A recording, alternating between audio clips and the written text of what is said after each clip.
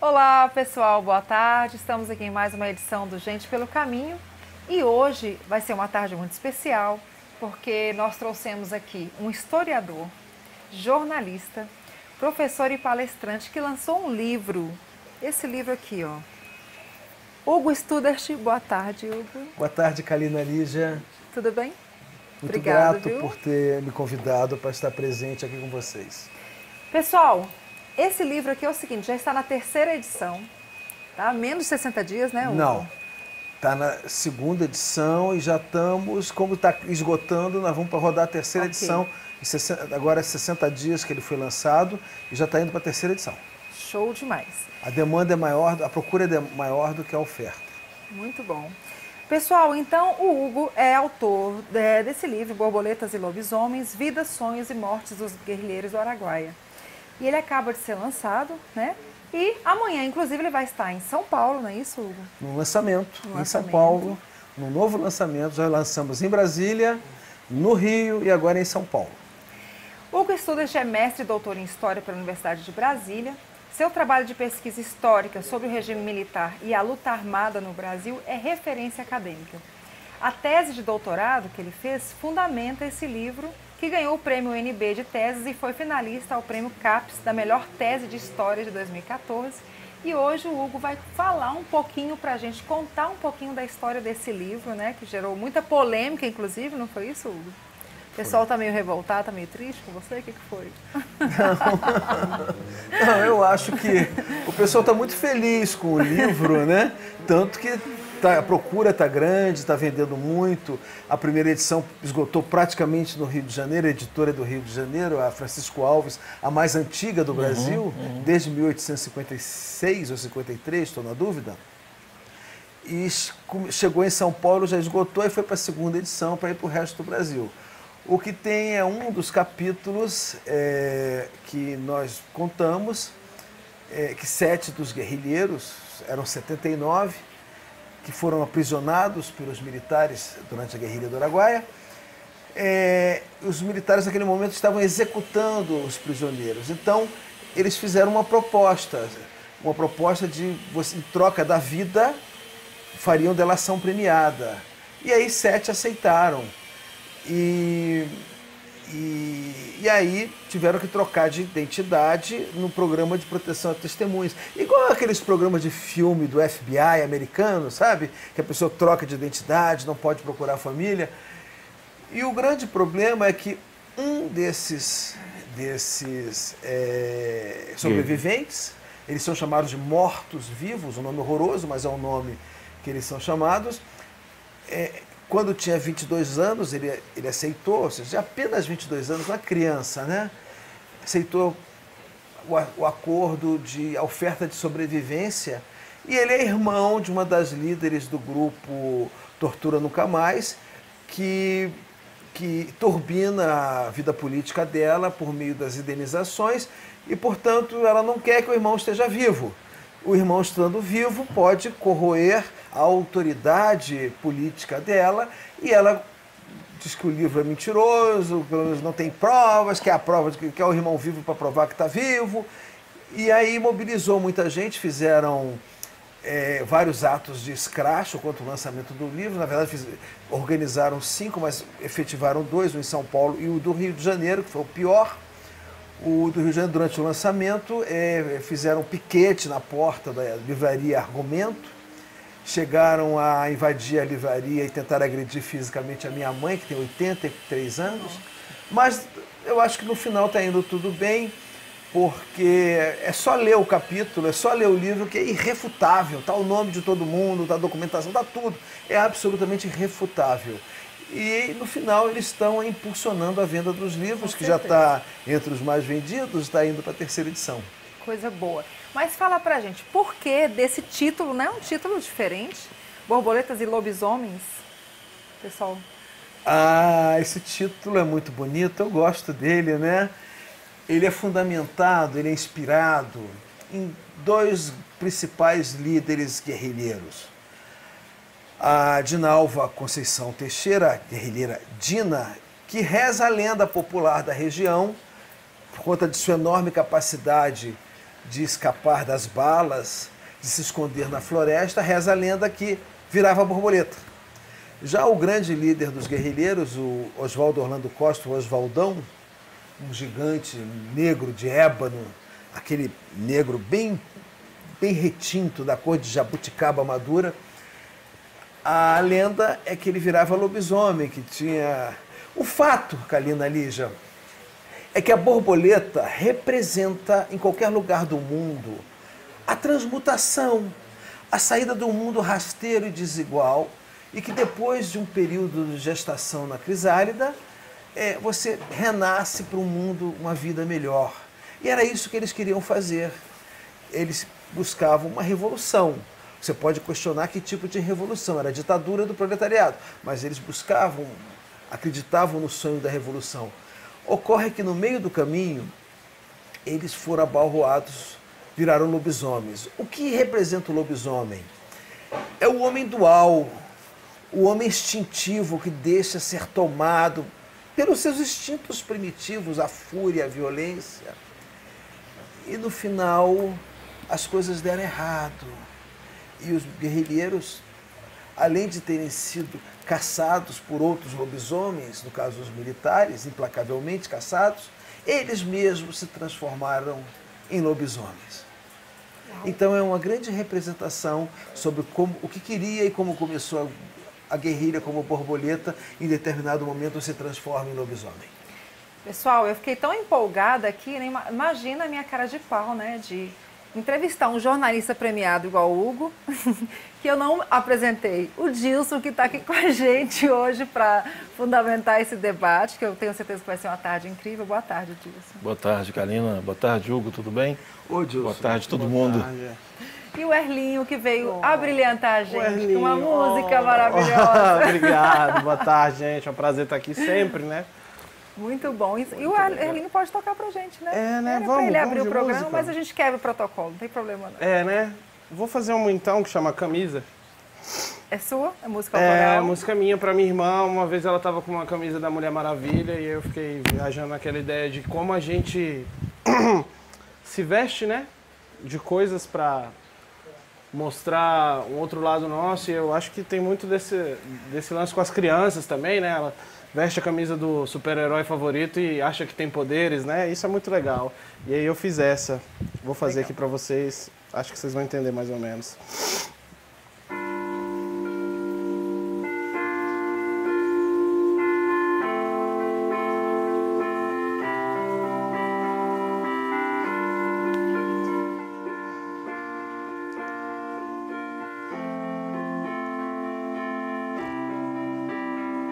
Por trás de um velho rosto, um sorriso, cansado de viver, cansado de perder. Por trás de um novo rosto, um aviso. Vocês nunca vão me ver, não vão me convencer. Era uma tarde só você e eu. Isso eu digo porque você estava no mesmo mundo que eu. Dois corpos, um espaço, um abismo sem fracasso. Eu estava sem chão quando eu te vi, mudei minha direção, mudei de direção. Mas se a vida é feita de aparências, com quem é que você parece? Se olhe no espelho, me diga o que vê. Compre uma camisa, eleja o seu herói. Mas se a vida é feita de aparências, com quem é que você parece? Se olhe no espelho, me diga o que vê. compre uma camisa, eleja o seu herói. E eu que pensei, e eu que pensei,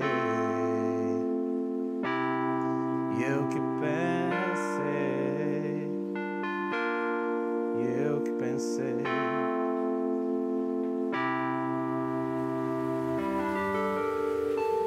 Muito bom.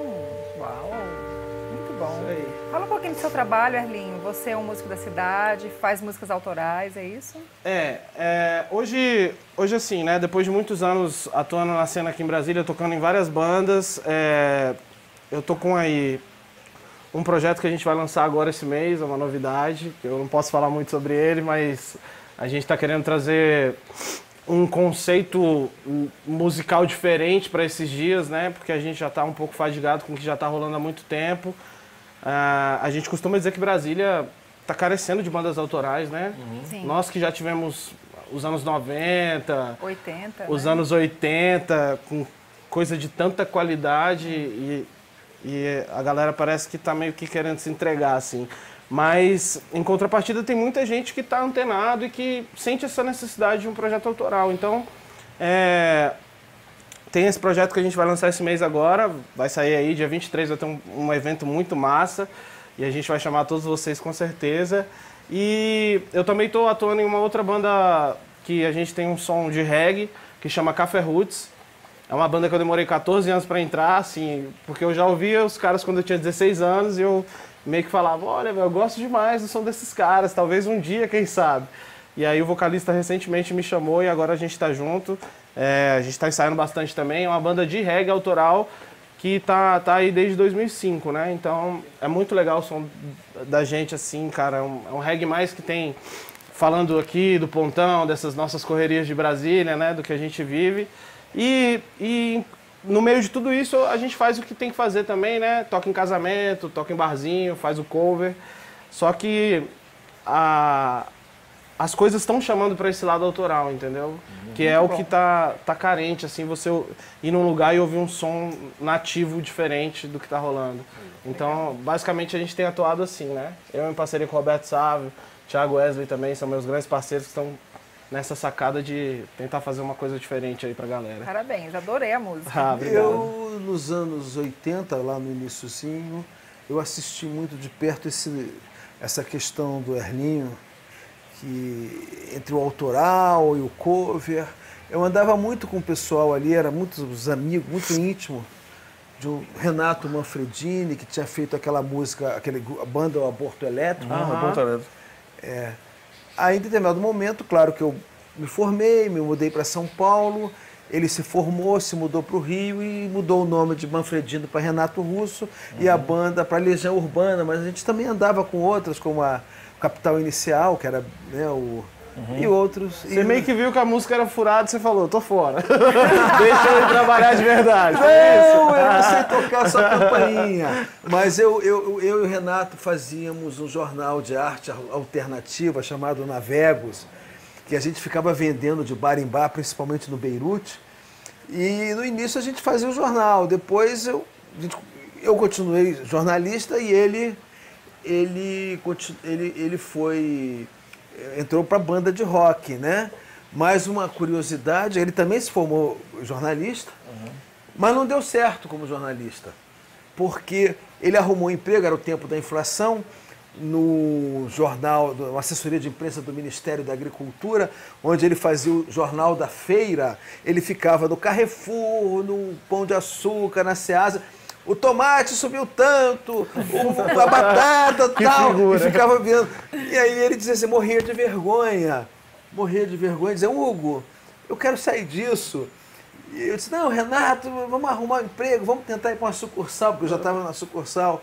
Mas, infelizmente, ou felizmente, ele não deu certo como repórter de feira, e teve que virar roqueiro. Olha aí, ó, viu?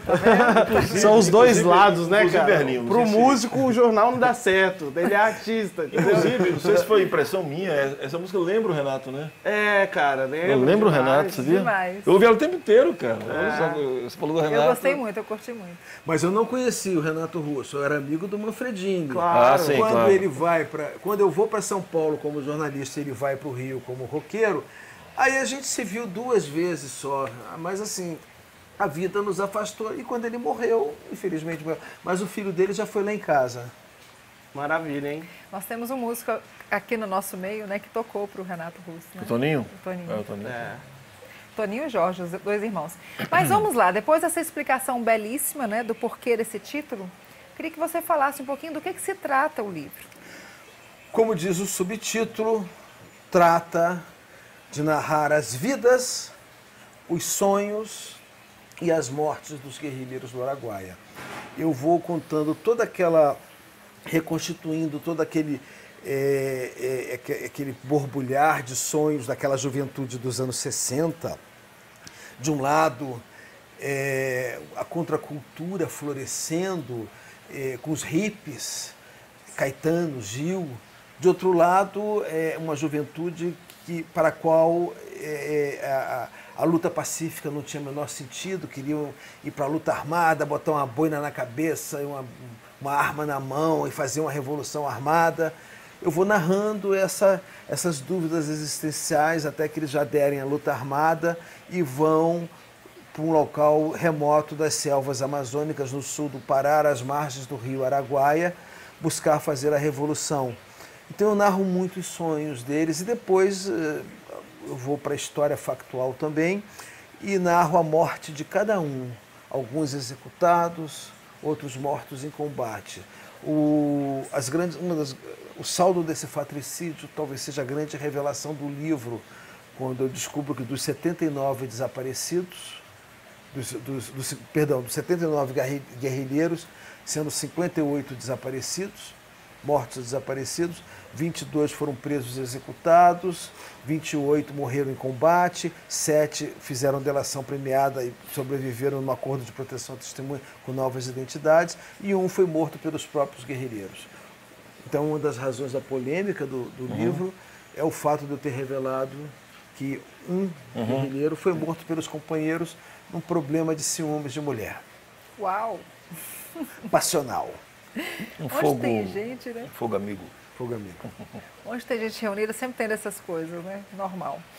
Então, depois de tantos livros já publicados sobre a guerrilha do Araguaia, incluindo esse livro que eu estou aqui, que é A Lei da Selva, dá para mostrar? O que Borboletas e Lobisomens traz de novo? Já que você mostrou A Lei da Selva, eu posso falar desse livro? Esses 2 livros, eles são construídos como um díptico. Aquelas tábuas que são construídas, são 2 tábuas que se complementam, mas uma é diferente da outra. Esse livro aqui é minha dissertação de mestrado, ele teve uma carreira muito premiada, ele foi agraciado no Prêmio Herzog de Direitos Humanos, ele foi finalista do Jabuti como o melhor livro do ano, foi voto de aplauso do Senado da Câmara, é o principal livro referência do governo brasileiro, daquele compêndio que é o livro oficial do governo sobre os mortos desaparecidos. Ele é o recordista em citações, referência, com 53 citações.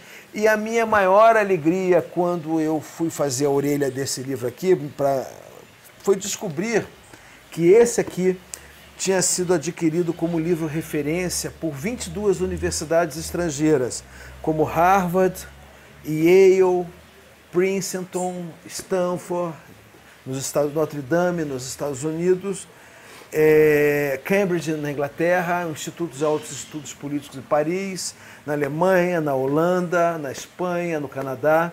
Então, esse livro aqui teve uma carreira muito bacana, mas nós fizemos uma nova impressão e ele também está disponível pelo meu site pessoal, é conteúdo.com.br, e lá vocês podem pegar uma nova edição dele, uma nova exatamente impulsionado por esse aqui. Ele está vivo e é complementar, porque à medida que você lê este aqui, você tem vontade de ler este outro aqui. Ele conta essencialmente como os militares derrotaram os guerrilheiros. Como os militares violaram as convenções de Genebra e as leis da guerra para instaurar a lei da selva. Uau! Curioso, hein? Para uma época como a nossa, então, hein? Isso. Esse livro aqui é a minha tese de doutorado pela Universidade de Brasília. Aqui é mestrado também pela UNB. Se aqui pega sob o ponto de vista dos militares, aqui pega sob o ponto de vista dos guerrilheiros, eu já expliquei. Só que tese é tese, livro é livro. A tese, por exemplo, que tem muita teoria, muito diálogo acadêmico, muita nota de rodapé. Depois que eu entreguei, eu fui contar, tinha 998 notas de rodapé. É óbvio que isso você não pode maltratar um leitor. Então, eu tive que lapidar, reescrever muitas partes, eliminei a maior parte de nota de rodapé, o que dava para incorporar, incorporei, o que dava para tirar, e ampliei com alguns trechos que não estavam na tese, eu pesquisei mais e ampliei mais. Então, são 660 páginas, é grande. É grande, 660 páginas de conteúdo do início ao fim. Cada capítulo ele tem um grande defeito. Como ele está escrito na forma literária, é história, mas ele é escrito para leigos de uma forma literária, uma narrativa literária. O problema é que se você começa a ler, é que nem House of Cards. Você não consegue parar e começa a atrapalhar o seu trabalho. E só uma curiosidade, tu. Diga, tio. Como é que... E o tema? Nasceu como? Esse interesse pelo tema? Olha, há coisas que nós vamos atrás. Isso que eu ia falar. Outras se encontram, né? Outros encontros. Aliás, esse é um dos temas que a gente pode conversar daqui a pouco sobre esperança e destino, que é o próximo livro. Esse tema veio atrás de mim. Eu sou jornalista. Então, há 20 anos, quando eu estava cobrindo um episódio sobre a morte, o suicídio da guerrilheira Yara Yavelberg, da guerrilha urbana, que era namorada do Carlos Lamarca, ela cercada pelos militares, em vez de ser presa, ela se suicidou. E aí teve um problema sério, porque entre os judeus, eles não permitem o sepultamento digno. Então ela foi enterrada, eu não sei se é com a cabeça para o muro ou os pés para o muro, no cemitério israelita de São Paulo, num local desonroso reservado aos suicidas.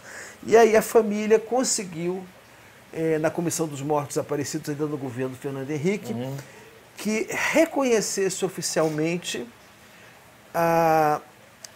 não como suicídio, mas como uma morte necessária, uma morte...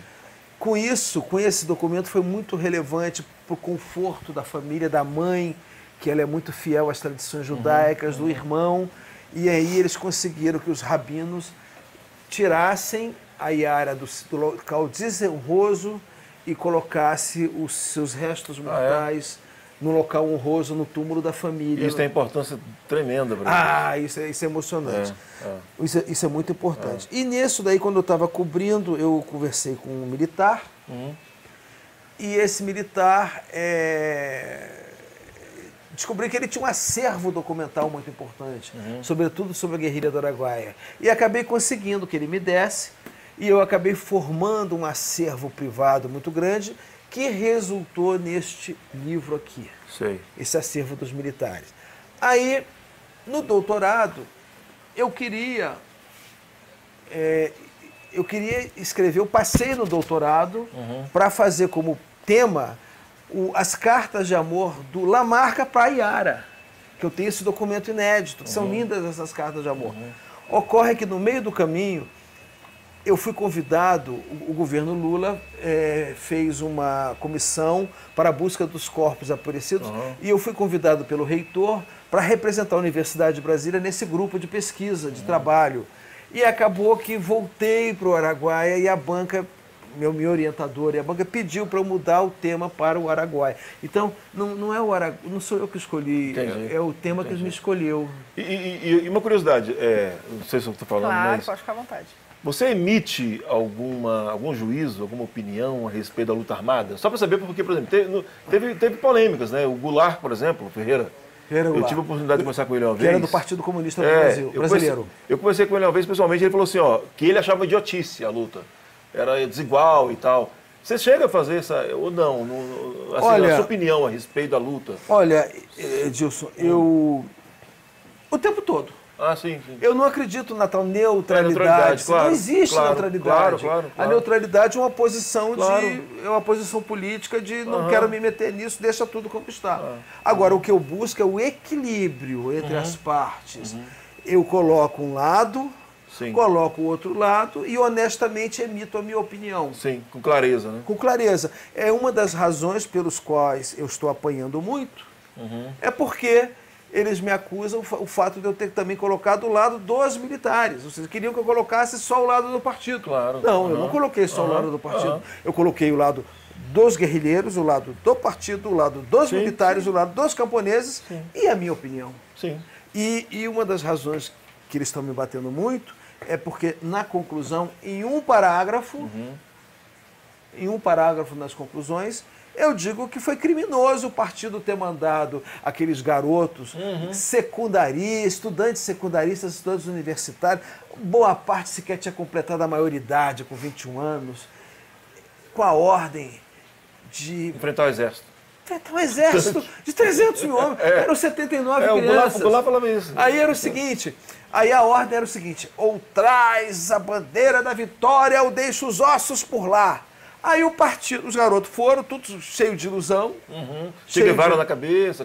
Uma boina na cabeça, cheio de sonhos. O livro, o subtítulo do livro é Sonhos e Vida e Sonhos. Foram cheios de sonhos de esperança, chegaram lá naquela mata e o partido, a direção do partido deixou sem plano, sem rota de fuga, sem armas, sem munição, sem comida, sem dinheiro, sem nada. Apenas com a ordem de enfrentar um exército de 300 mil homens, sem nada, ou deixar os ossos por lá. E se tentasse fugir, era justiçado, era morto sumariamente por alta traição à revolução.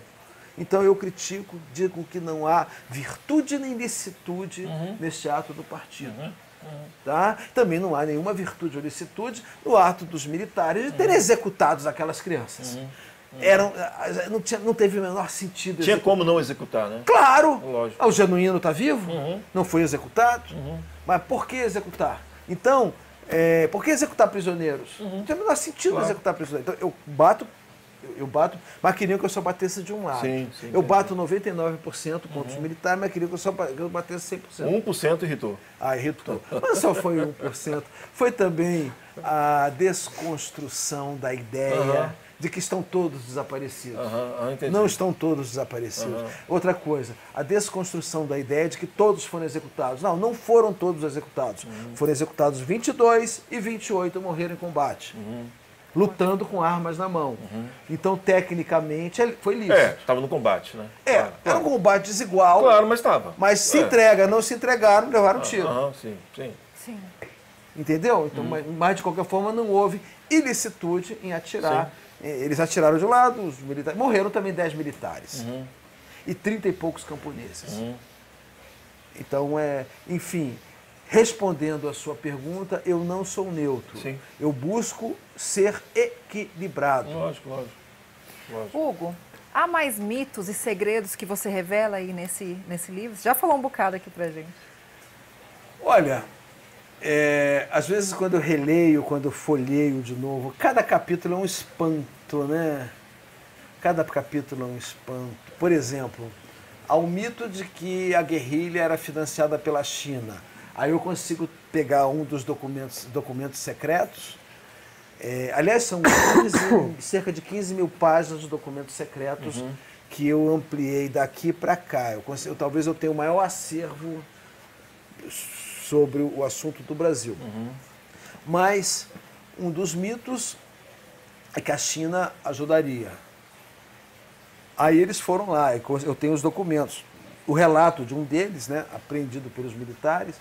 Chegou lá, foi lá conversar com o camarada Ting alguma coisa, chinês do Partido Comunista da China, apresentou os planos, ele fez uma série de perguntas e o camarada Ting chinês ficou tão horrorizado que deu um tapinha e disse: manda notícias de lá. Não deu nem arma, nem munição, nem dinheiro e foi negociar secretamente com o governo do ditador Emílio Médici o reconhecimento, as relações diplomáticas entre Brasil e China. E acatou as 200 milhas marítimas decretadas na marra pelo presidente Médici com apoio da China e deixaram os garotos lá morrerem à míngua. Sei. Esse é um outro mito. Um outro mito, por exemplo, uma outra revelação, é que eles recrutaram garotos, adolescentes de 12, 13, 14 anos, entregaram as armas para lutar contra os militares, recrutaram camponeses, outro absurdo. Eu discuto muito profundamente a questão da traição, quem entregou quem. Eu discuto, por exemplo, eu revelo também a questão do justiçamento.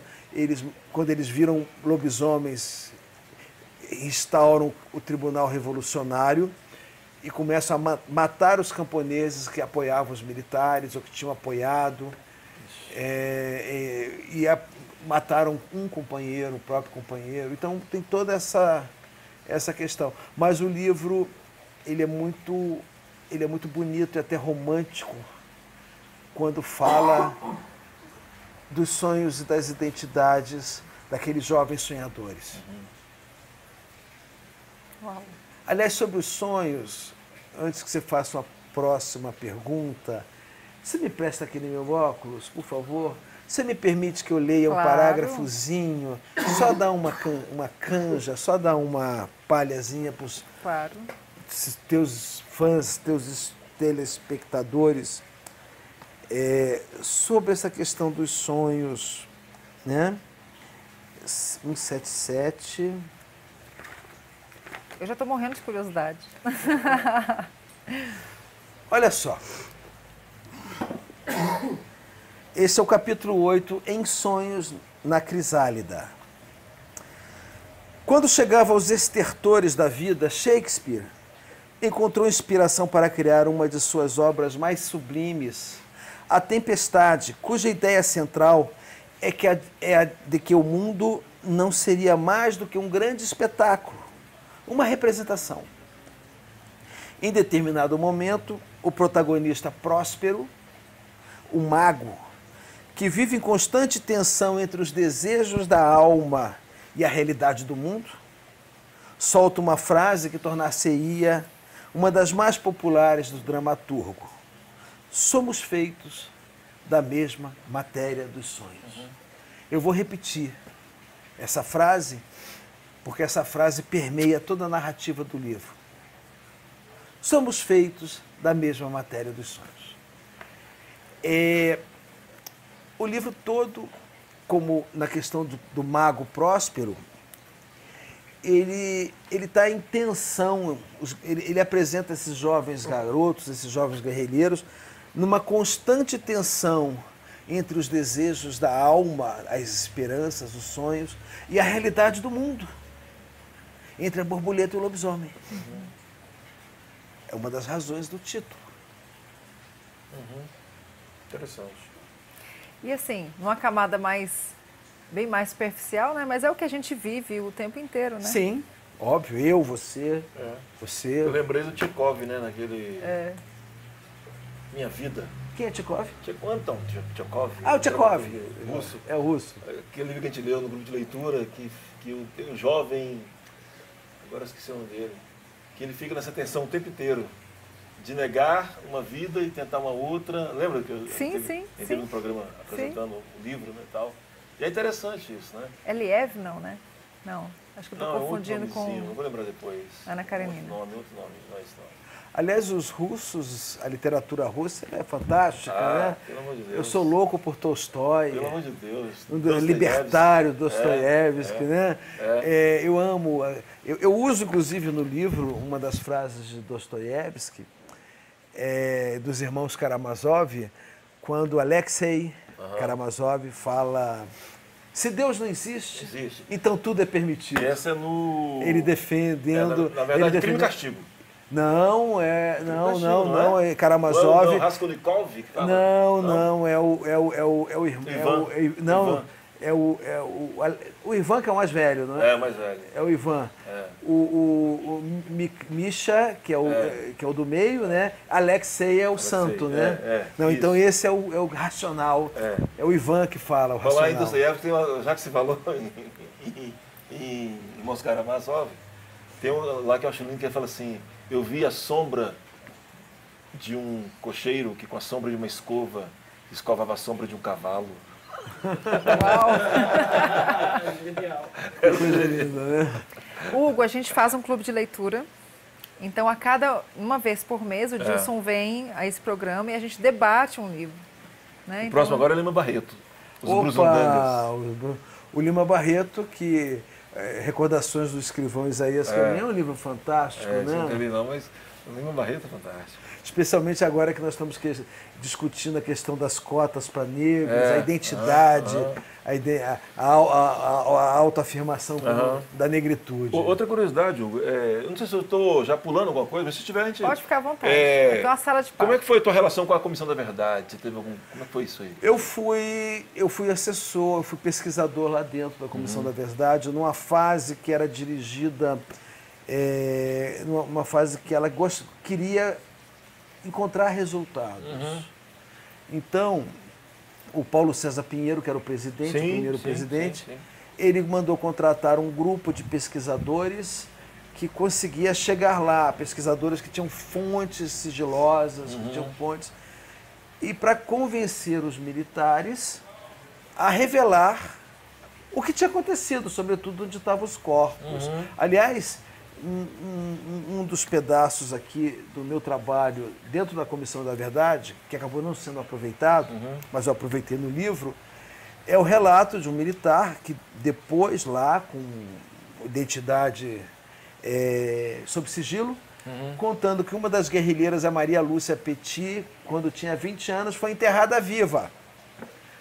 Coisa horrorosa. Eu descrevo o horror que foi a morte dela aqui. Em determinado momento, mudou a direção da Comissão da Verdade. A Dilma tirou o Paulo César Pinheiro, afastou, colocou uma advogada dela, de confiança dela, Dilma, chamada Rosa, e se instaurou o caos lá dentro, ou o samba do crioulo doido. Demitiram sumariamente os 5 pesquisadores que estavam trazendo resultados, incluindo eu. Jogaram fora todos os nossos trabalhos e transformaram num palco de teatro. Você acha que a intenção foi essa? Ou tem outra intenção ainda mais? Eu acho, eu posso estar sendo leviano, mas eu acho que eu não estou. Mas tudo leva a crer que a intenção era fugir dos resultados concretos e transformar aquilo num grande palco de teatro. Por exemplo, o depoimento do coronel Brilhante Ustra, que é acusado como grande torturador. Eu sei que esse programa é muito mais espiritual do que... Não, é sobre desenvolvimento humano. Desenvolvimento humano do que sobre essas questões meio duras da história, esse nosso lado negro, né, perverso da nossa história. Mas o Ustra, botaram ele no auditório para 500 pessoas, lotados, ele vai, sabe? Para ele fazer o depoimento dele. Imagina um depoimento de alguém em auditório sobre o vai. O que vai sair dali a não ser palhaçada? Imagina. Num palco, assim. Aí o Fonteles, Cláudio Fonteles, que tinha sido ministro, Procurador-Geral da República. Antes. Aí ele disse assim, eu descobri. Aqui, pegou um documento, assim, com licença. Nós descobrimos esse documento que tantas pessoas foram mortas enquanto o senhor era diretor e tantas foram torturadas. O que o senhor tem a dizer sobre isso? Aí vai, Aí disse, deixa eu ver esse documento. Aí ele olhou o documento, disse assim, que absurdo! este documento foi revelado pelo meu livro, olha aqui. Aí pega o livro e assim, eu é que revelei esse documento, não são vocês. Nossa. Vocês estão tão preparados para me acarear, vocês sequer leram meu livro. Eu me recuso a ser acareado por gente despreparada. Caraca, aí... Acabou. O circo... Acabou o circo. Meu Deus. Ou seja, foram encurralar o cara com o documento que ele tinha revelado no livro dele. Que vexame, hein, cara? Foi vexame. Foi vexame. É. Mas vamos sair desses assuntos perversos, dolorosos, polêmicos e vamos entrar em assuntos mais leves sobre esperanças e sonhos. Esse livro traz um pouquinho de esperanças e sonhos. Então, antes de você falar, eu queria que você dissesse pra gente, quem lê o livro, que lições que a pessoa pode trazer para a vida dela? Kalina, o livro, ele é uma teia que tem história, tem uma narrativa literária e tem muita filosofia. Ele é muito dialogado com a filosofia, mas uma filosofia no pé do chão. Por exemplo, sei lá, acho que duas questões relevantes. A primeira é sobre a esperança e os sonhos, a outra coisa é sobre a vida, sobre quais são os verdadeiros valores da vida. Porque se discute muito o partido que não foi, que ficou, a direção do partido que ficou escondido dentro do armário, debaixo da cama lá em São Paulo, mandando os garotos, ou traz a bandeira da vitória ou deixa os ossos por lá. O partido resolveu discutir muito supostas traições dos sobreviventes. Condenou aqueles que conseguiram sobreviver como traidores. Imagina. A obrigação era morrer. Então, eu trago um conceito da filósofa, da pensadora política Hannah Hannah Arendt. Arendt, eu pensei nela. Eu acho que é a Do maior pensadora. Eichmann. Lá no... Eichmann, em Jerusalém. Eu acho que Falou de mulher, né? Todo mundo já pensa. falou de pensadora, assim, maior pensadora e pensadora política do século XX. Corajosa pra caramba. Nossa Senhora! Ela da galeria para poucos. Ela vai discutir o seguinte: na antiguidade clássica, lá na Grécia e na Roma antiga, o maior valor que havia no mundo era morrer como herói, morrer de forma épica numa guerra, deixando o seu nome na história, tal qual Aquiles. Aquiles, por exemplo, só aceita partir para a Odisseia, que é a guerra da conquista de Troia, a guerra de Troia, quando os deuses lhe prometem a fama eterna, a eternidade. Mas para isso ele precisa matar e morrer. E ele consegue, ele entra para a mitologia como grande mito de Atenas, um dos grandes mitos de Atenas, o Aquiles. Então, o mundo, palavras de Arendt, tinha de tal forma valor supremo que Platão, ele chega a falar mal e menosprezar os escravos, porque os escravos tinham medo de morrer e faziam qualquer coisa para sobreviver até se submeter à escravidão. Com o advento do cristianismo, sobretudo a partir de Agostinho e Tomás de Aquino, a vida passa a ser o bem supremo, a tal ponto, conforme nós conversamos minutos atrás, o suicídio passa a ser um crime maior, o maior dos crimes, maior do que o homicídio. Tanto que o assassino tem um lugar no cemitério e o suicida, tal qual os suicidas judeus, não podem ser enterrados no cemitério cristão.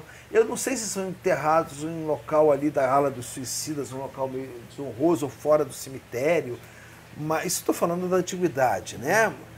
Então eu trago essa discussão o tempo todo, o dilema de cada guerrilheiro entre fugir e lutar. E eu pergunto, a vida ou o mundo? Muitos optaram por morrer lutando. Muitos optaram pelo mundo. Mundo no conceito clássico grego.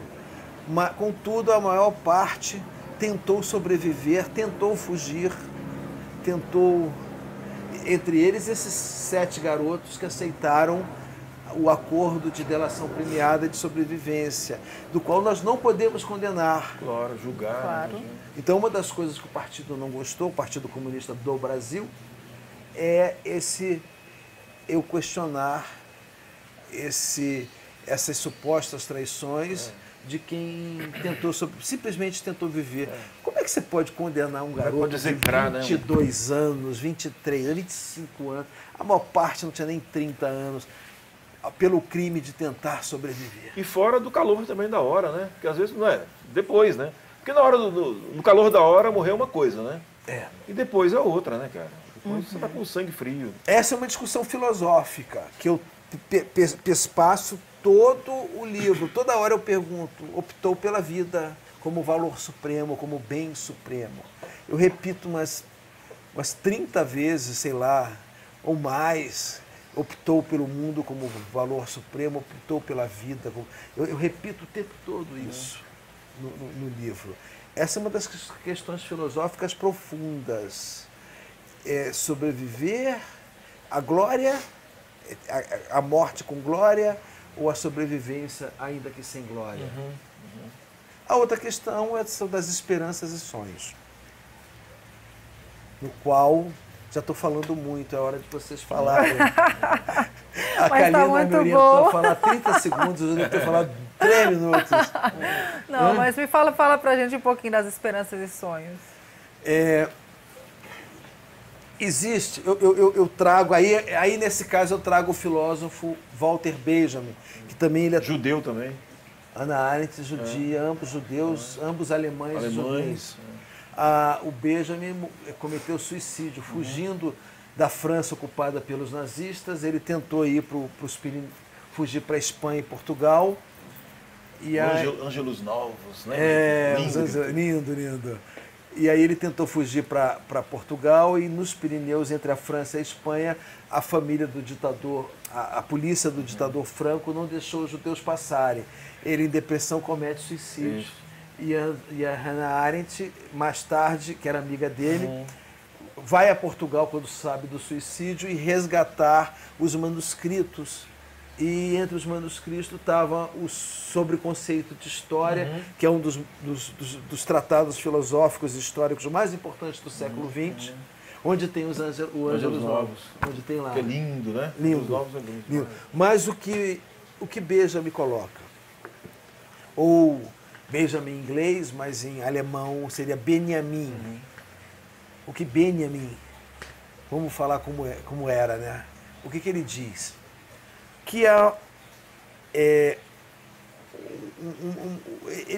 ele trata do sonho, mas não é do sonho diáfano, do sonho piração, do sonho LSD, lisérgico, psicodélico, do sonho, mas ele chama de sonho dialético, que é o sonho materializável, que é a busca pela materialização das esperanças e dos sonhos.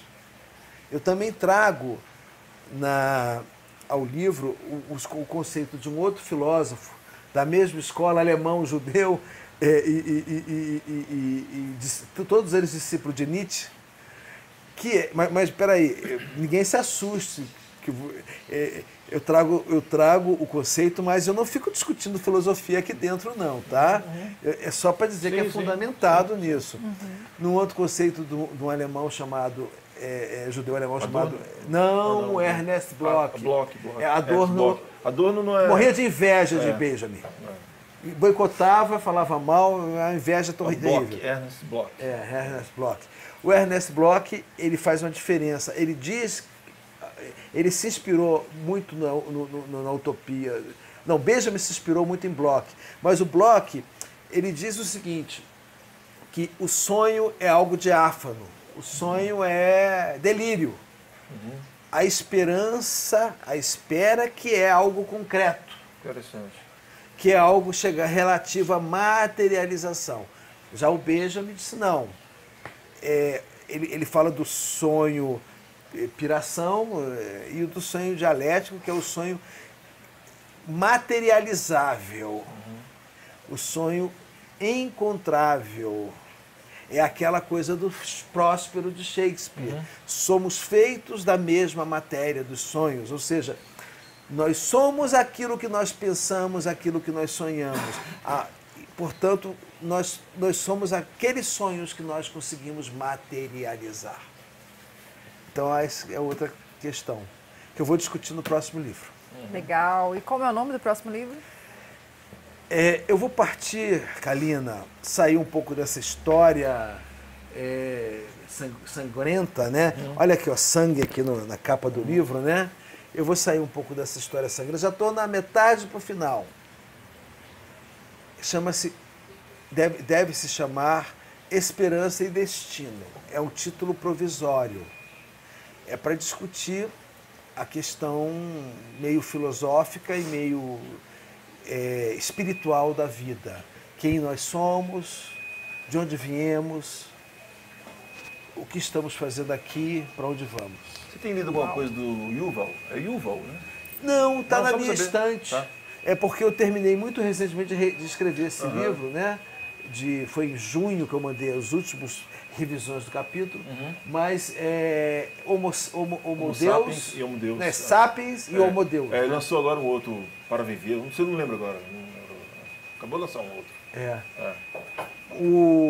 A questão desse próximo livro é o seguinte, até que ponto aqui se planta e aqui se colhe? E até que ponto já estava escrito ou tem alguém lá em cima decidindo o nosso destino?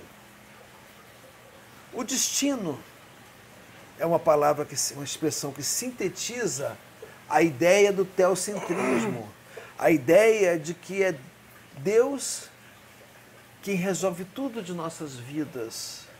É Deus, já estava escrito quando eu nasci que eu seria assim, que essas coisas aconteceriam. Maktub, com a expressão de Alá, né, com a expressão do islamismo, né, já estava escrito. Os gregos também acreditavam muito do que estava escrito. E até que ponto nós podemos mudar o nosso destino, construir a nossa história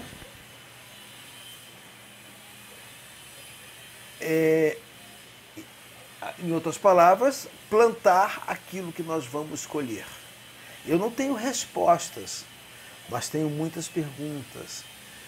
Entre elas, eu discuto a questão de Lúcifer, que não vai se espantar. Eu não sei se este é o canal adequado para tratar desse assunto. Não. Eu acho que sim, é o canal ideal.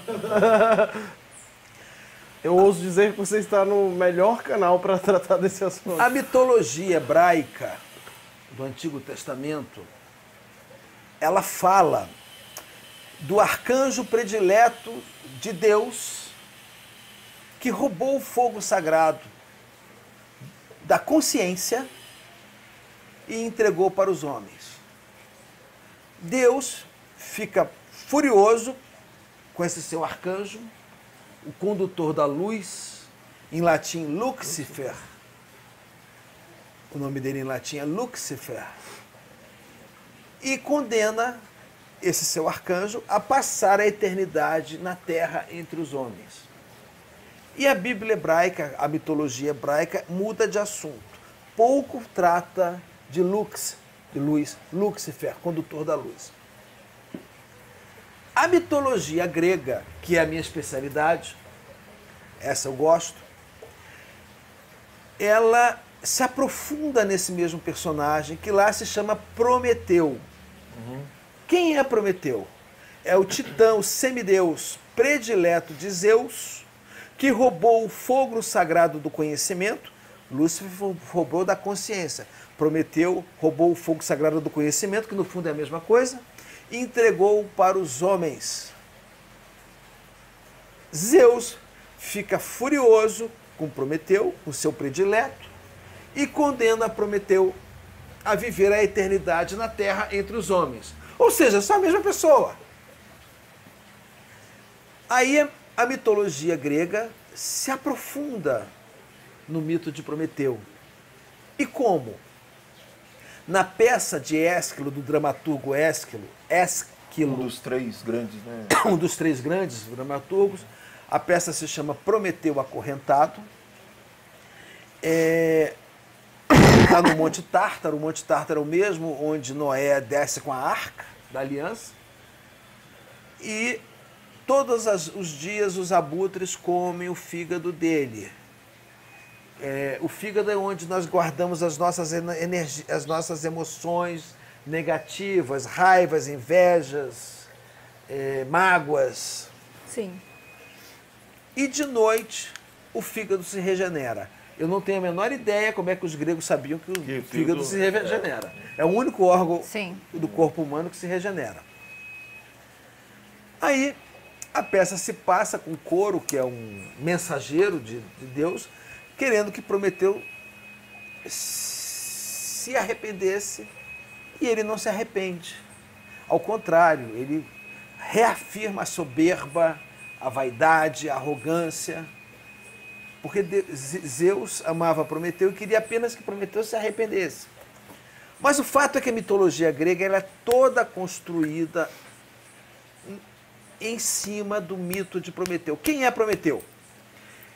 É este ser que faz uma aliança com os homens e nos entrega o fogo sagrado do conhecimento ou da consciência e constrói a civilização. Então, ele nos entregou o fogo, nos entregou a metalurgia, nos entregou a medicina, a escrita, a poesia, a literatura, tudo relacionado ao conhecimento consciente foi este ser que, segundo a mitologia grega, nos entregou. E o que é a mitologia grega? No fundo, assim, de uma forma muito sintética, são os homens conscientes em aliança com Prometeu, em rebelião contra os deuses do acaso e da natureza. Ou seja, o destino, em rebelião contra o destino. Eles querem construir o próprio destino por meio do conhecimento do fogo, querem impedir que a morte nos pegue por meio da medicina, querem impedir, querem construir a agricultura, querem prover a alimentação por meio da agricultura e das ferramentas. Fugir dos intempéries, com arquitetura. Com a arquitetura, com a engenharia, tudo é isso. Então, numa síntese muito...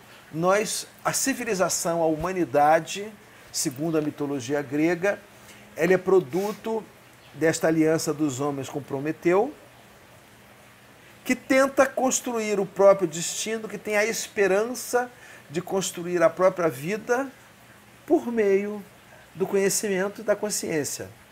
Aí o que acontece? Quando consegue é o épico, quando perde é o trágico.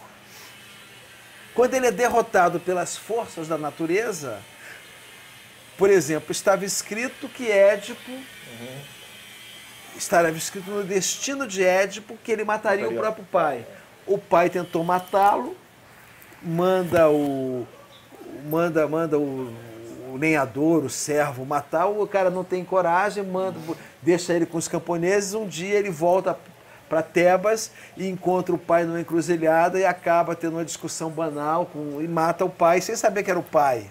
Então ele cumpre o seu destino, o destino que era matar o pai. Então nós vivemos esse eterno dilema, essa eterna tensão entre os nossos sonhos, as nossas esperanças de construir o próprio destino,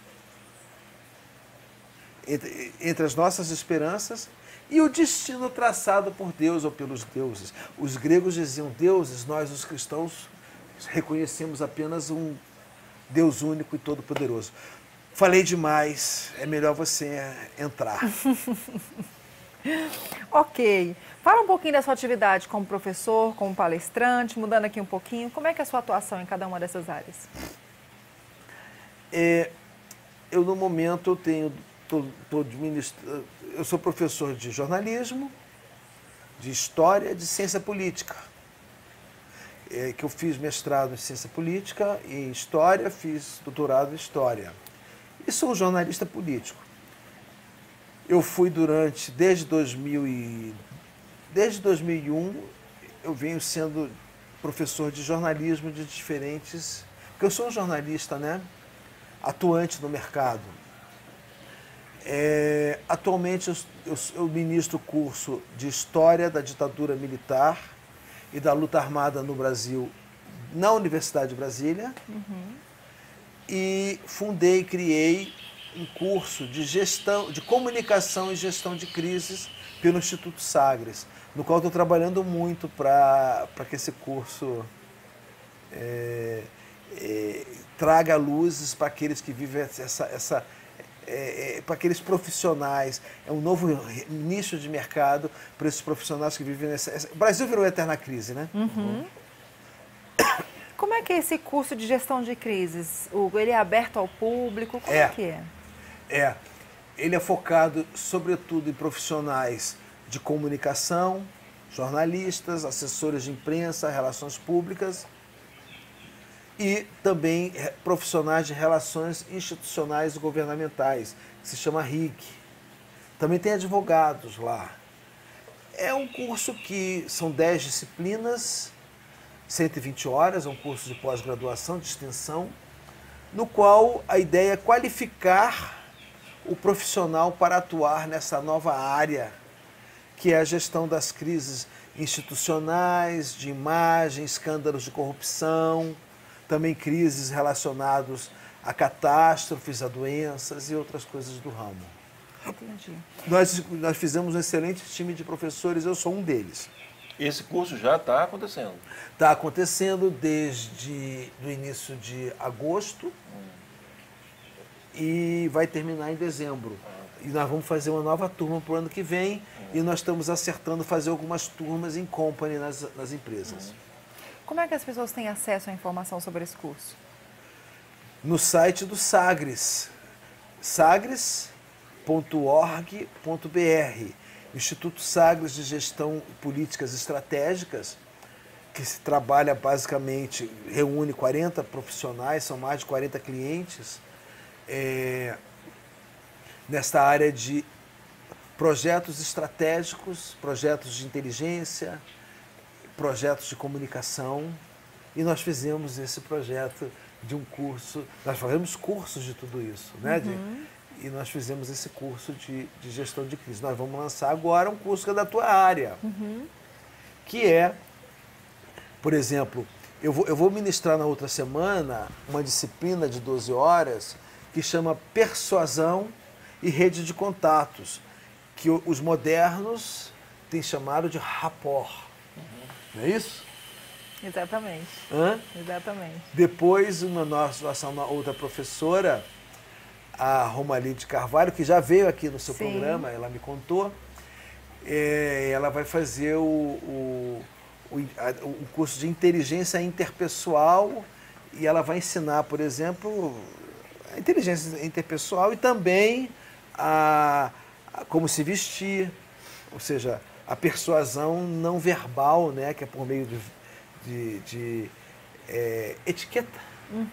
Etiqueta, né?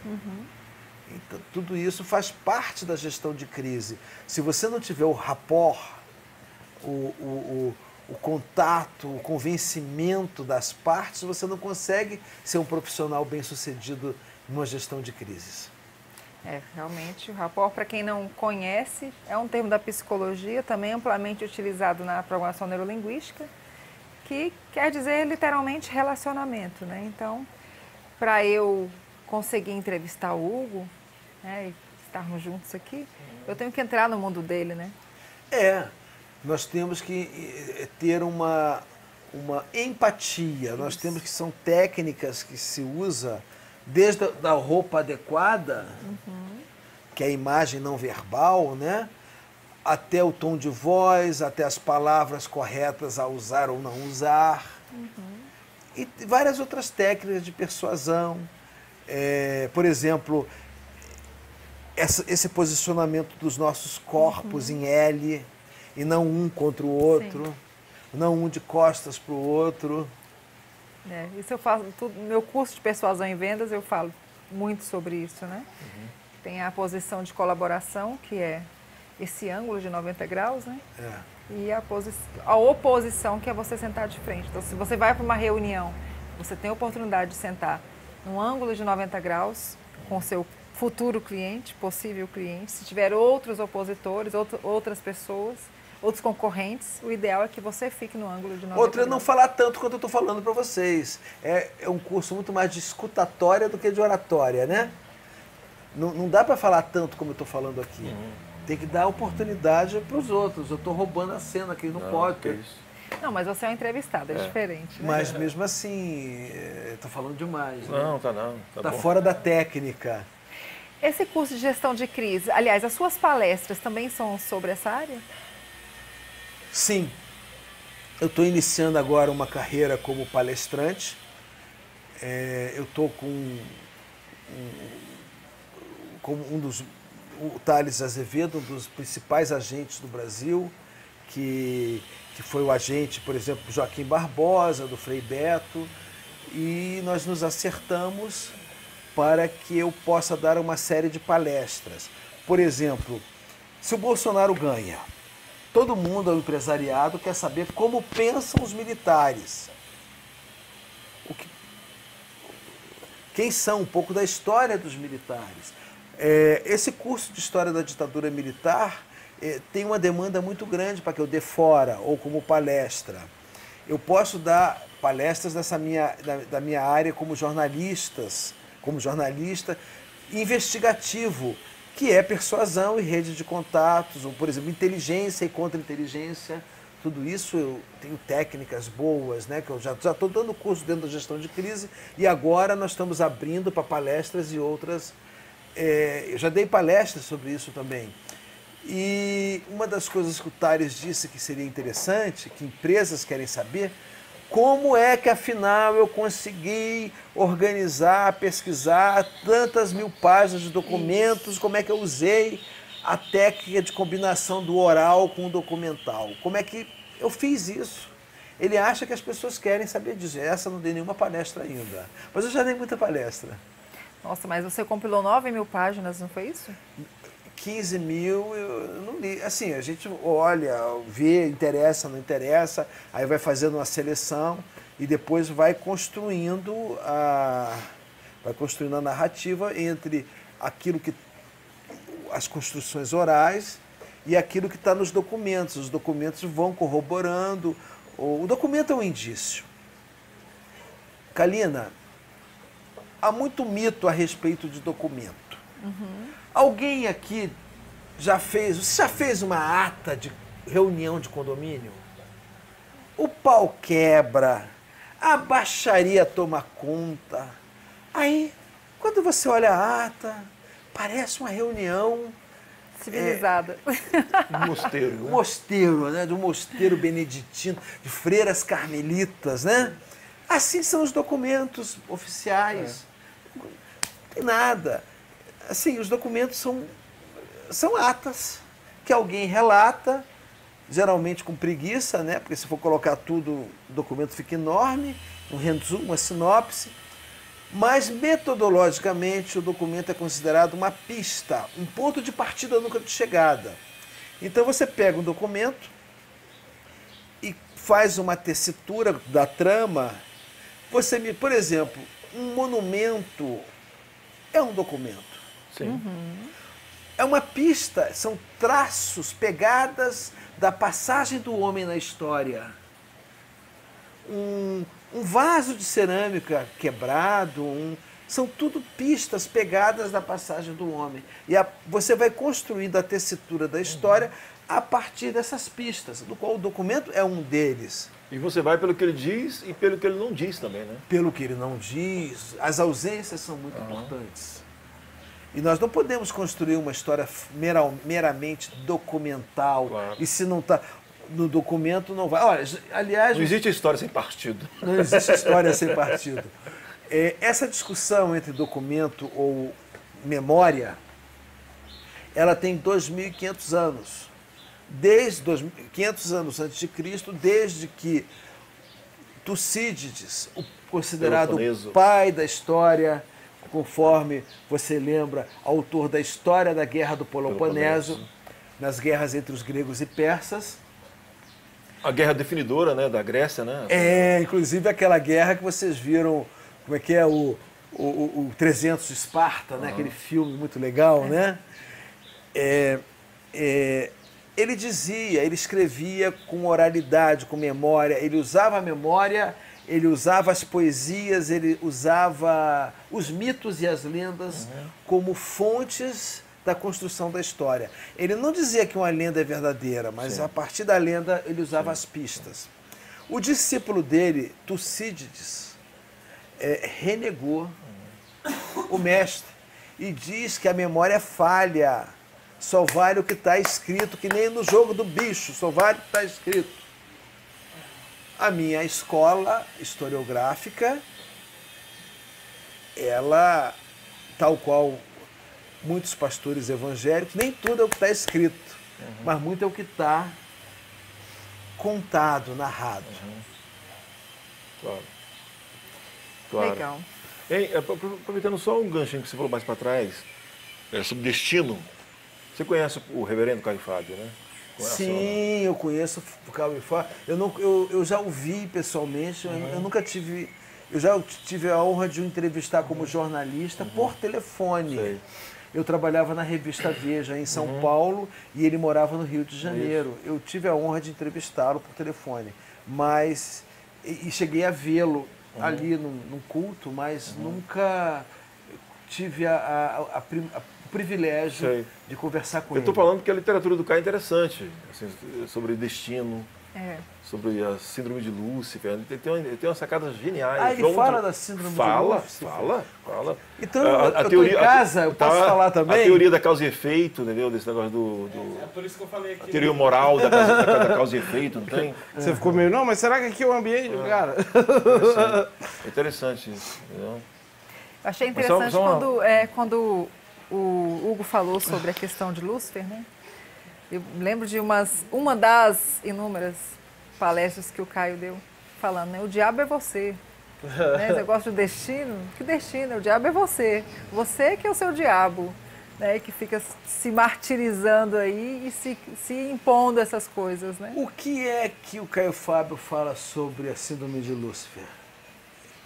A síndrome de Lúcifer, em linhas gerais, é a tendência do homem querer saber, né? Querer ser como Deus. A vontade de... Controlar a vida. De controlar a vida. Por exemplo, tem uma pensadora, que eu não sei o nome dela agora, que um dia desse ela estava falando coisa, eu vou falar assim muito en passant, porque eu não lembro. E ela fez um comentário interessante. Ela falou assim, a crise do mundo não é falta de razão, é a razão. E aí ela foi para... Quero saber quem foi, essa é boa. Eu vou te falar. E aí ela falou assim, ela foi para o nazismo. Ela falou assim, nada mais racional do que a solução final. Não foi a Hannah Arendt, não, né? Não, ela está viva. Está viva? É uma senhora... Ela é muito mais economista, se não me engano. É uma das que previu a crise de 2008. Eu vou te falar o nome dela depois. Ela tem um nome bem curto. Então o Caio trabalha nessa linha, assim, sabe? Dessa vontade, né? De querer ser como Deus e se você acabar se tornando o diabo, né? Essa vontade de... É interessante. E as igrejas, elas... Não preciso o quê? Eu preciso ler o Caio Fábio, esse livro, cara, para poder construir o meu próprio livro lá na frente. E é uma visão cristã muito interessante, porque o Caio vai muito... O Caio faz aquilo que o Walt Whitman falava. Numa terra de fugitivos... O Captain, my Captain. My Captain. Na terra de fugitivos, quem caminha na contramão parece estar fugindo. Na terra de fugitivos, quem caminha na contramão parece estar fugindo. É ao contrário, né? O Whitman, só para relembrar, quando Lincoln foi assassinado, ele compôs esse poema lindíssimo, Captain, My Captain. No Sociedade dos Poetas Mortos. Isso, que é a cena final do Sociedade dos Poetas Mortos, né? Captain, My Captain.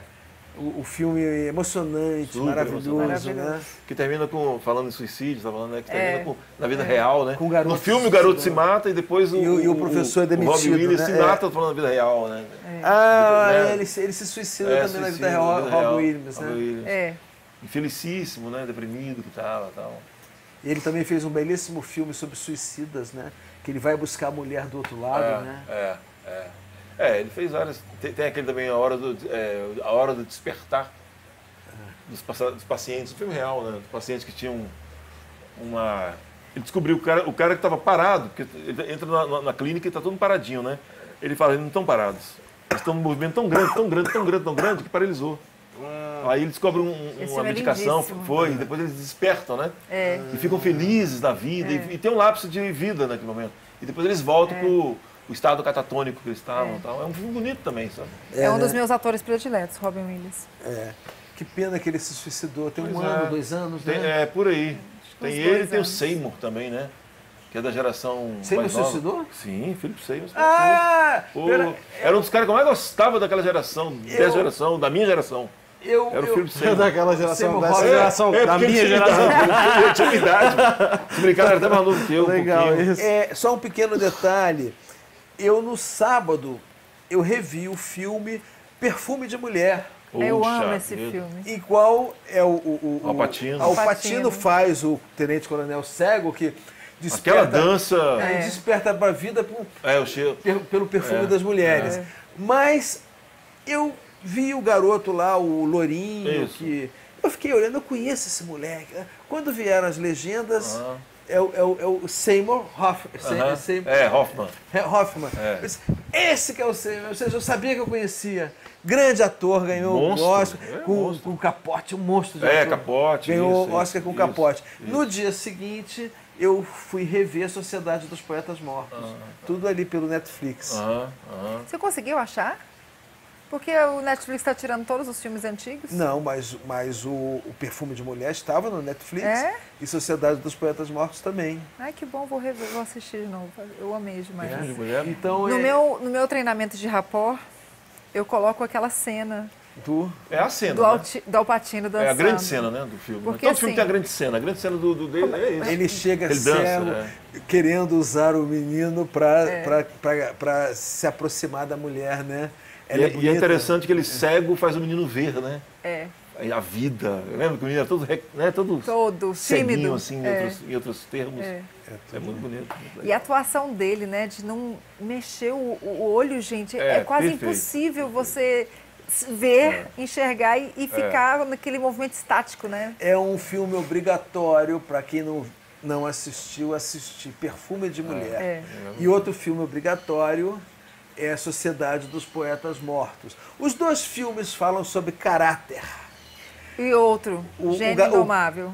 Gênio Indomável. Que é com Robin Williams também. Não, mas eu não me lembro do Gênio, mas o Perfume de Mulher fala do caráter de um garoto de caráter. Falar em filme. E o Sociedade dos Poetas Mortos fala de um professor que tenta ensinar caráter. Pros seus Fora alunos. da cartilha, né? Daquelas cartilhas. Fora da cartilha. Falar em filme, tem um filósofo vivo e atuante que eu gosto muito dele porque ele trabalha muito com filme, que é o Slavoj. Não sei se fala Slavoj Zizek. Eu não conheço. Cara, é esloveno. Ele faz análise do Clube da Luta. Todo o livro dele... O Clube da Luta é o filme também. É, aquele filme. Da masculinidade. Isso. Toda a filosofia dele, os livros dele, ele destrincha filme atrás de filme, cara. Mas ele é muito bom, cara. Slavoj. Eu falo assim, não sei se é Zizek. Não sei se pronuncia assim, mas é esloveno. O cara é muito bom. Da Tchecoslováquia. Esloveno, Eslováquia. Mas ele é... Porque tem um povo eslavo ali, né? Slave ali, que é daquele povo ali. Não sei se é da Eslovênia. Pessoal, mesmo. a gente está indo para o finalzinho, né? Tá acabando então, já. Vamos falar mais uma vez, dar uma canchinha pro livro? Da primeira parte, né, Kalina? Então, da primeira parte da entrevista. Ei, deixa eu voltar eu queria que você deixasse... gancho. Então, eu queria que você deixasse um recadinho pro nosso público, né? Pode ser aí alguma coisa que você queira falar sobre o livro ou alguma lição de vida. Para quem só viu... Tem gente que só viu o início, tem gente que só está vendo agora o final. Então, eu vim aqui a convite de Kalina Lígia para apresentar esse meu livro, que acabou de ser lançado, Borboletas e Lobisomens, subtítulo Vidas, Sonhos e Mortes dos Guerrilheiros do Araguaia. Esse livro, originalmente uma tese de doutorado pela Universidade de Brasília, premiada como a melhor tese da UNB e finalista de melhor tese do Brasil. Esse livro, com 15 dias, já esgotou a primeira edição, né? E foi para a segunda edição em 15 dias.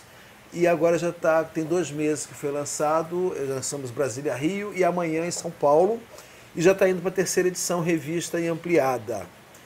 É um livro que trata de história, mas é um doutorado, mas eu reescrevi todos para leigos. Está numa forma muito literária. O grande defeito dele é que se você começa a ler, não para, que nem House of Cards, você não para de ver.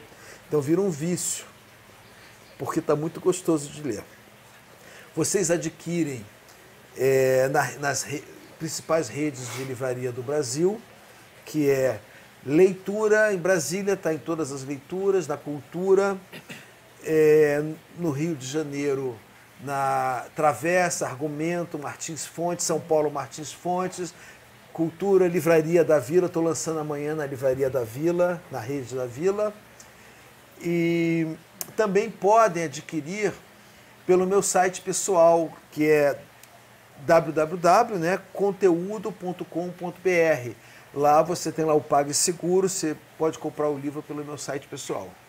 É isso. Muito bom. Hugo, muito obrigada por vir aqui no nosso programa, né? Afinal de contas, fazer um lançamento aqui também, né? Que vira e mexe, a gente tem pessoas fazendo lançamento de livro. Eu aqui. quero fazer um lançamento, né? Adorei dialogar com vocês. E se um dia vocês quiserem que eu dialogue filosofia ou história... Fantástico, já está convidado, não é, Dilson? O Dilson aqui tivemos assim, ó, rolou um clima. Por isso que eu convidei ele, Claro, porque eu sabia que ia rolar esse clima. E é um livro numa era distópica, né? É um livro utopicamente muito bom, né? Já que você falou de esperança e tal. Porque a gente está vivendo uma distopia violenta, não estamos, cara? Esses nossos tempos, né? Com certeza. Erlinho. Uma era assim, George Orwell. Antes do Erlinho tocar pra gente. Maravilhoso. Terminar ele tocando, né? Mas antes, o Dilson quer deixar um recadinho? Não, satisfeitíssimo de ter conhecido o Hugo, maravilhado pelo tema, tão pertinente. Lembrou também o outro trabalho do seu amigo que eu não li, comprei, mas não li, colega, que é o Flechas e Fuzis, é jornalista também, né? Eu não li. Falou assim, é outro livro também de um tema interessante, entendeu? Mas legal, Hugo, foi muito bom te conhecer. Muito bom. E fiquei bom curioso em começar o House of Cards aí.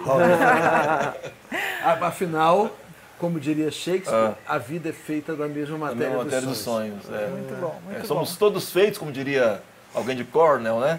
Da mesma matéria estelar. Dizia o Carl Sagan. Né? Também. Pareceu um pouco com... Pensei que você fosse tracker. Não. Pessoal, obrigado pela audiência. Terça-feira que vem a gente vai estar aqui com o Ricardo de Faria Barros, professor do IBMEC de Psicologia Positiva. Ele já esteve aqui, foi muito bacana a tarde com ele. E na terça-feira, novamente aqui, ele vai falar um pouquinho para a gente sobre essa matéria que é tão atual, que é a Psicologia Positiva, aí, que vem mudando até o mindset, né, a forma de pensar de tantas pessoas. Uma das matérias mais disputadas em Harvard, né, Psicologia Positiva, 2 anos de fila de espera, que é essa coisa que a gente aprendeu aqui um pouquinho com ele, que a felicidade é um comportamento e como comportamento ela pode ser aprendida. Né? Comportamentos que gerem felicidade. Elinho? Eu tenho um minutinho, eu vou só fazer o refrão de uma música do... Não, pode tocar. Sério? Não, tem um minutinho não. Eu queria fazer um refrãozinho de uma música do Filho do Bob, mas eu posso tocar uma inteira também, sem problema. Toca o refrão e depois a inteira. A gente pode fazer o contrário. Cara, tô muito feliz de estar aqui. Obrigado pelo convite, Carlinda. Muito legal. Mesmo. Adorei o papo, cara. Eu gosto muito de filosofia, apesar de não ser tão antenado assim igual vocês, falar tipo, várias coisas.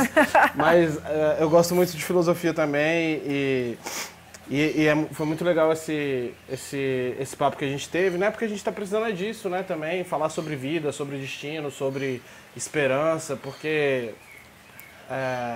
esse cenário político está muito pesado, assim, pra gente que está morando aqui no Brasil e tal.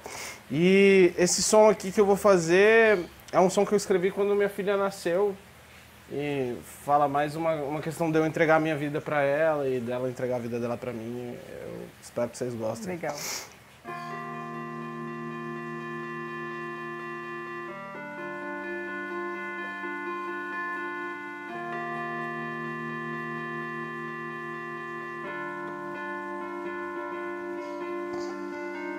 Vem, senta aqui do meu lado agora. Esquece todo o mal que eu te fiz. Praças e bancos já são nossa segunda casa. E a chuva não deixa de cair. Eu pensei que eu não fosse te encontrar. Cansei de procurar pra me convencer da verdade que é.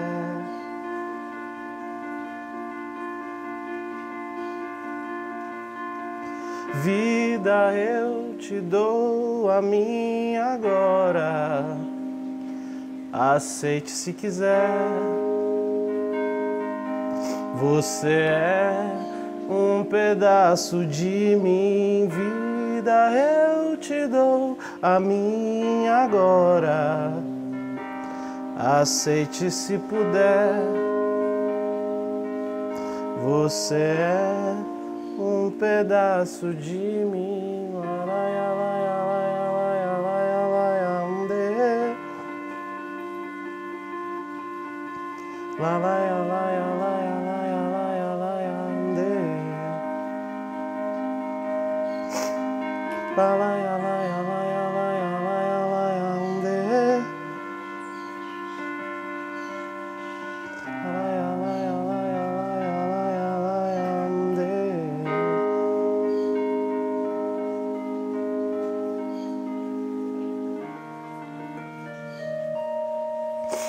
É isso aí. Obrigado, gente. Vocês são muito generosos. Vai fazer o refrão? Será que vamos? O refrãozinho é só assim, é um negócio que dá pra todo mundo cantar.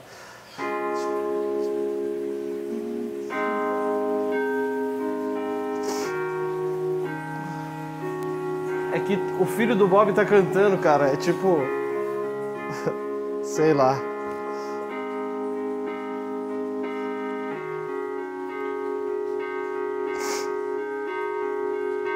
Got to be true to myself. Got to be true to myself. Got to be true to myself. Got to be true to myself. Got to be true to myself. Got to be true to myself. Got to be true for myself. Got to be true to myself. Cara, é o filho do Bob, velho. Muito bom, muito bom. Até terça-feira. Que lindeza, gente. Obrigado. Até mais.